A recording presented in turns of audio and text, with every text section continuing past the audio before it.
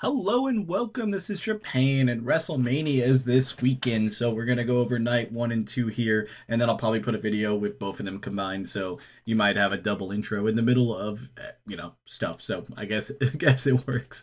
So we'll go with night one. 7 matches on the card. Honestly, night one is one of those cards that I like some of the matches, but I think overall, I think it's kind of lacking that marquee match where you're gonna just be like, this is gonna, it's gonna be the best match that you've ever seen. But I don't know if that's living up too bad for it. But I don't know. I feel like they should have switched something over here. I don't know which one I would really say.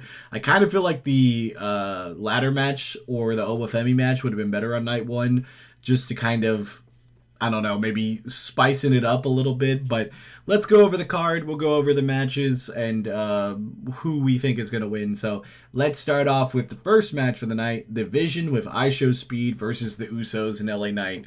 This is kind of one of those matches that really felt like that should be like a Raw match or the Raw after Mania match more than an actual Mania match. Nothing against IShowSpeed. He obviously has trained and trying to get into the ring, but his first match is WrestleMania is kind of wild. The Usos and the LA Knight have gone back and forth being friendly, non-friendly, all that, to not really having anything important on here.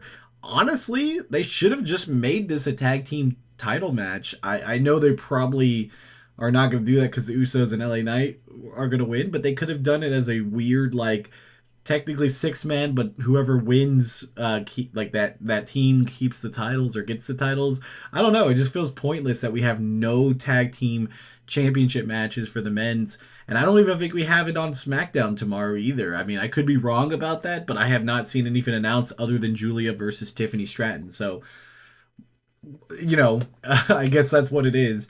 Honestly, as the tag team champions, the Vision should win. Honestly, this match, I could care less about who wins the match. I don't think it's going to be good quality. I don't think it's going to be anything other than just a standard 10-minute 6-man tag match where IShowSpeed probably takes one crazy bump or does one crazy thing, just enough to get that viral moment, and then the rest of the match just kind of be cheeks. Because honestly, the problem with this is that the best wrestler in the match is Logan Paul, and that's saying something in a match like this. So that's kind of kind of an issue. So I guess I'll go with the Vision. It really does not matter. Next up, we have Jacob Fatu versus Drew McIntyre. Again, this match feels like it should have been a bigger deal, and being the second on the card kind of just feels weird. An unsanctioned match, I also think it's just kind of a dumb thing. Obviously, you wouldn't be on a WrestleMania card. I feel like they should have just gone with something more brutal like a Hell in a Cell or something like that would have fit a lot better. But I guess they didn't want to bring any cages. I don't get not having a cage match in WrestleMania. I really feel like there should be at least one every WrestleMania because it's a very brutal, crazy match to have. And, unsanctioned match, sure, there might be something that happens here, but I'm not too crazy about the speculation. I think the match itself between the two guys, I think, is going to be good. They've had a good feud. I do feel like this should be a Drew McIntyre win. He was just recently the undisputed champion, and to lose here to Fatu kind of seems wild, especially because Backlash is around the corner, and I could see you really just extending that a little bit longer to Fatu versus Drew McIntyre at Backlash. They really needed that spot. It's one of the few rivalries here where I'm like, we could probably double dip and get another match out of it, and if they're going to do that, I think Drew McIntyre has to win here, because if it's the other way around, it just feels like that's the end of it. Then we get to our first championship match, Stephanie Vakura versus Liv Morgan. Honestly, the build has been decent with this one. It's not really a match that I'm like Jones in the Sea or anything. I think Stephanie would pretty much just kind of wrestle around Liv Morgan. Not that Liv Morgan is bad or anything. It's just Stephanie has that ability to turn it up to a huge level, and she's not going to have that opponent with not having somebody that can, match her with that. So kind of frustrating there. Stephanie's run has been pretty lackluster because they've not given her any variety on who she's facing. But I do think this is going to be a Liv Morgan win. I think that's probably the easiest call here is to have her win. I could see Stephanie retaining if they really had something further of Raquel or Roxanne turning on Liv here. But I really don't think that's going to happen. I think the deck's going to be stacked against Stephanie, and I think one of the other two is going to help her win. So Liv doesn't win clean and puts a little bit of a bad taste in her mouth that maybe Raquel or Roxanne will be like, hey, I helped you win, and then maybe have a match. Again, wild. This is the World Heavyweight Championship. Why is this going on before, or the World Championship? Why is this going before the mid-card title? I don't know. I really don't know the understanding of why they did this. I don't even, I think the story is even better. This is kind of wild. Like, so you win the Royal Rumble to go on in the first three matches. This is just kind of a baffling decision that they decided to do here. And then speaking of the mid-card title, we have AJ Lee versus Becky Lynch. Kind of tired of this matchup. I mean, we've already had it multiple times. I don't think the match is going to produce something really crazy for us. I think it's just going to be kind of more of the same. I do think AJ Lee should retain here. She should be one of the few championships that actually retain so she can move on from Becky Lynch and have somebody else like Bayley or millions of other people that are in line for this type of title that AJ Lee can face against. I just feel like she should drop it at some point, but it should be a Backlash or the PLE afterwards.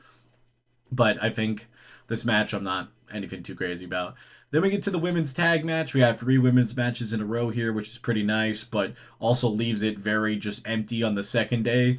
This is the Irresistible Force, who are the champions, versus Alexa Bliss and Flair, Bayley and Lyra, and then the Bella Twins. Not having the Kabuki Warriors in here is wild because they didn't run Asuka versus Io, so if they weren't going to do that, then the Kabuki Warriors should have just been in here, even as just extra bodies. I mean, I know 4-way, 5-way, whatever you want to call it, is different, I guess, in timing-wise, but I feel like the extra time given to them would be better to add that extra star power. This is kind of one of those that can go anywhere. I do believe it's probably going to be Bayley and Lyra. I feel like that's kind of the point of them having the short reign and the short whatever, they did last WrestleMania with Becky Lynch, subbing in for Bayley and all that jazz. I think they kind of have been building them up the most. Honestly, I think you could flip a coin and it could be any of these 4 teams. They don't really have a clear winner. I feel like the Bellas would be the least likely, but I could also see them having them win it because I don't think they've ever won, because I don't think the title ever existed when they were originally around. Either way, if they do win, it's not going to be a long title run. So kind of you pick any of these 4 have equal chances. I really guarantee it. Then I guess the match that I'm most excited about on night 1, which is kind of wild to say because I feel like I'm not excited about any of them, is Seth Rollins versus Gunther. Big Seth Rollins fan. This one's a very hard one to play because it coming before Cody and Randy, I feel like they should kind of keep it less shenanigans, but there's still a possibility that we're going to get some here because I feel like they can't have Rollins or Gunther lose clean here. I don't see a world that they built Gunther the way that they built him where he doesn't win here, but I do feel like they should try to protect Seth Rollins a little bit and have it that Braun Breaker comes back if possible. Whoever is left of the Vision that would do something to him. More than likely it would have to be Breaker. So they could set that up for Backlash or whatever. It's kind of a random match. I'm not, like I said, I'm not opposed to it. It's going to be a good match, but I do feel like there's not as much, things in it. But Seth can't lose clean here. I think it really would destroy years of work that they've been working on Seth Rollins because they went so hard on Gunther being like, I'm going to expose you for being so bad. And then if he loses, then that's kind of how it goes. But yeah, I guess that's what we're going to do.